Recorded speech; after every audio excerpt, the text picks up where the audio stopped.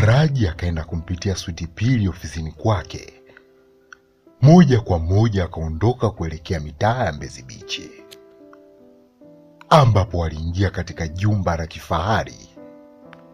Wakapaki gari na kuteremka, huku Faraji akiuliza, kwani tumekuja kwa ajili ya kuonana na yule mwanasheria ulisema utamuuliza kwa mwanaume wako? Sweet Pili akatabasamu na kusema, no, Faraji, haya ndio yatakuwa makazi yako mapya. Nimeamua kukununulia nyumba hii ili uwe huru kufanya mambo yako, pia uwe na kwako mwenyewe na sio kuendelea kupoteza pesa kule hotelini.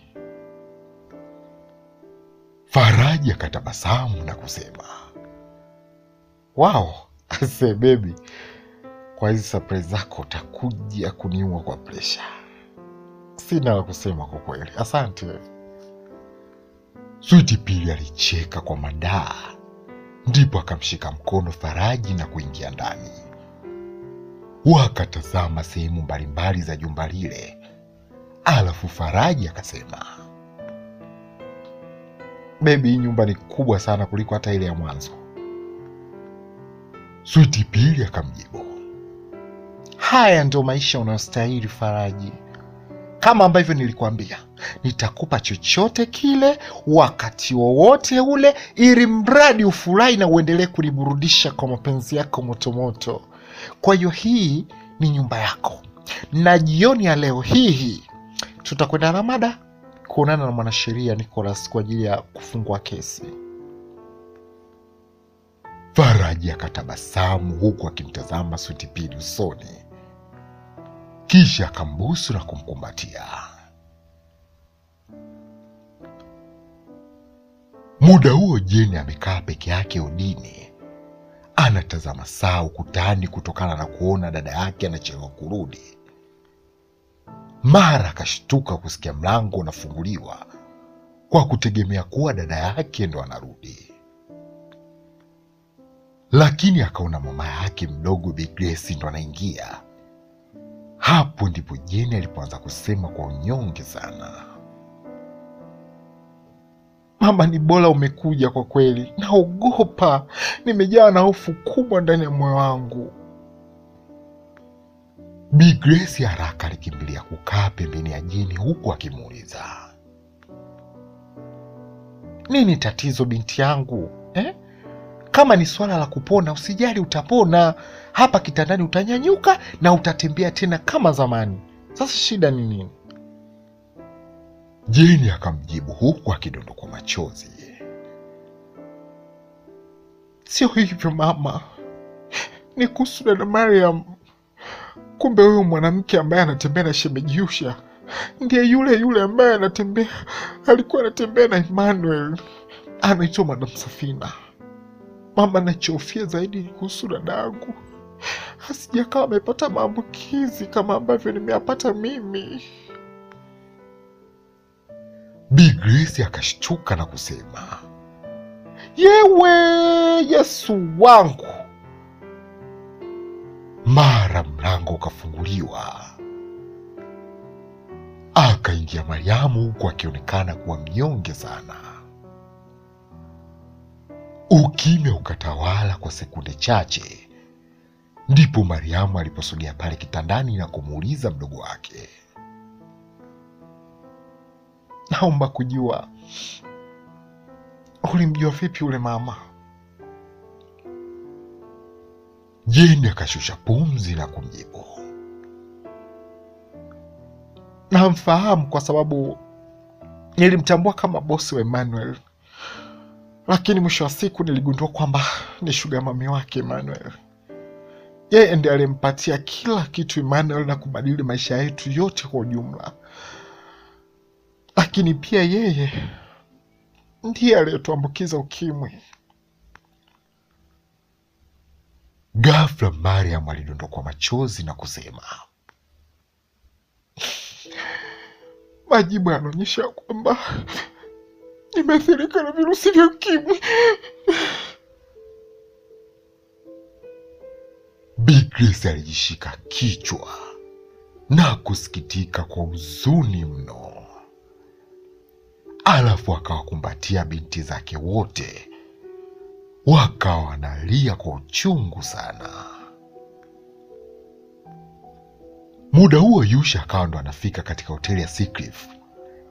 Moja kwa moja akasogea katika meza alokaa Madam Safina, wakakumbatiana na kisha akaketi chini huku akiuliza, "Vipi, umefika muda mrefu sana?" Madam Safina akamjibu, "Hapana, sio muda mrefu, lakini vipi uko ulikotoka? Wakati unakuja umehakikisha kwamba mke wako hakufuatili tena, asija kaja kufanya fujo hapa?" Yusha akamshika mkono Madam Safina huku akimjibu, "Kuwa na amani baby, tuko salama, hakuna yeyote ananifuatilia sasa hivi." Madam Safina akasema kwa sauti ya kudeka, "Kwa hiyo tunafanyaje sasa? Maana mke wako ameshajua kwamba sisi tuna uhusiano. Nahofia penzi letu kutetereka Yusha. Mimi sipo tayari kukuacha." Yusha akamjibu, "Hata mimi sipo tayari kukuacha wala kukupoteza kwenye maisha yangu. Nipo tayari hata kutengana na mke wangu, lakini sio kutengana na wewe." Madam Safina akauliza, "Kwa hiyo sasa tunafanyaje? Kwa sababu mimi sipendi mivutano ya mapenzi." Yusha akamjibu, "Hilo niachie mimi, najua jinsi ya kulimaliza na mke wangu. Sawa baby?" Kisha Yusha alimkonyeza Madam Safina, hali iliyopelekea Madam Safina kutabasamu na kuinamisha uso chini kwa aibu huku akicheka.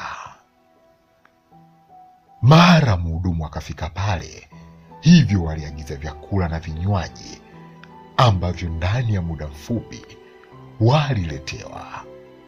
Wakala na kunywa pamoja, alafu baada hapo kila mmoja akaelekea ofisini kwake. Ilipofika saa 12 kamili jioni, ndipo Mr. Jerry na Queen wakafika Serena hoteli, ambapo walikuta watu mbalimbali wakiwa ndo wanatoka ukumbini baada ya sherehe ya harusi ya Glory na Yusufu kutamatika. Punde si punde Queen akamsikia Mr. Jerry akisema kwa ukali, "Queen, hebu ona mambo ambayo anafanya mama yako kule." Queen alipotazama upande wa dirisha la Mr. Jerry, akamwona mama yake akiwa anatoka ndani ya ukumbi huku akiwa ameshikwa mkono na Gerard. Pia pochi yake ameshika Gerard, jambo ambalo lilimshangaza sana Queen, ila akasema, "Lakini baba yule ni kijana msaidizi tu kwake kwa mama. Kwa hiyo nadhani atakuwa amemsaidia kutokana na kuwa gauni la mama si unaliona ni refu. Anatakiwa alishikilie asija kalikanyaga na kudondoka." Mr. Jerry akageuka kumtazama Queen usoni, alafu akasikitika kwa ishara kutikisa kichwa na kunyamaza kimya. Ikiwa muda huo kule nje ya gari, Sara akashtuka kuliona gari la Mr. Jerry, hivyo haraka alimwachia mkono Gerard huku akisema, "Mungu wangu, mume wangu yule." Gerard akasema kwa uoga, "Shika pochi yako, nenda, acha mimi niondoke." Sara akamjibu, "Hapana. Yaani ukifanya hivyo ndio utakuwa umeharibu kabisa, kwa sababu una uhakika kwamba atakuwa ametuona. Hapa hakuna budi, unatakiwa ujikaze, twende pale nikakutambulishe ili waone kwamba hakuna chochote cha siri kinachoendelea kati yetu. Aya, twende." Gerard akasema, Sara, no, uwe nenda tu, acha mimi." Kabla hajamaliza kuongea, Sara alimkamata mkono Gerard, akamvuta na kusogea naye mpaka pale kwenye gari, ambapo Mr. Jerry alishusha kioo, wakasalimiana, Kisha Sara akamtambulisha Gerald kuwa ni mfanyakazi wao pale katika hospitali ya Muhimbili. Mr. Jerry akamtazama Gerald kwa macho makali, ikiwa Gerald anatabasamu kwa kuzuga. Baada ya hapo Gerald aliaga na kuondoka zake. Alafu Sara akaingia ndani ya gari na wakaondoka kurudi nyumbani kwao. Glory na Yusufu walipotoka Serena hoteli, moja kwa moja walielekea uwanja wa ndege wa Mwalimu Nyerere na kuelekea visiwani Zanzibar kwa ajili ya kukaa fungate.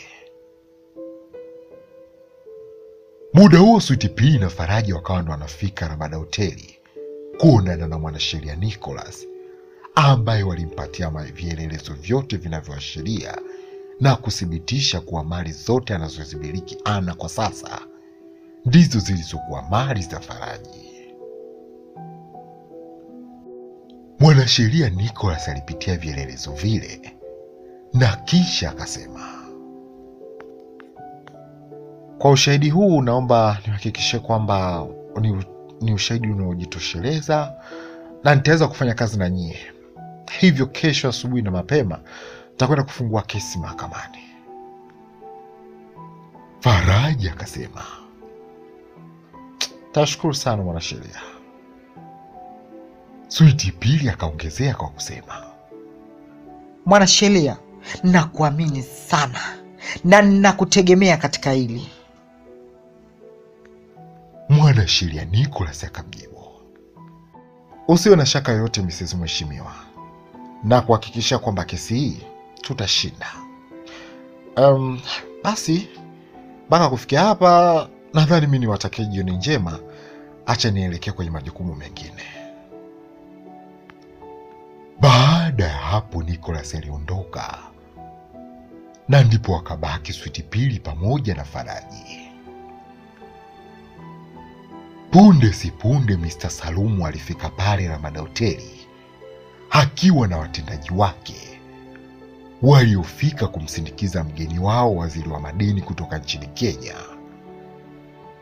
Hivyo Mr. Salumu alipoteremka kwenye gari na kutazama pembeni, ghafla alishtuka kumwona Faraji akiwa anamnywesha juisi Sweet Pea. Sugar Mamas.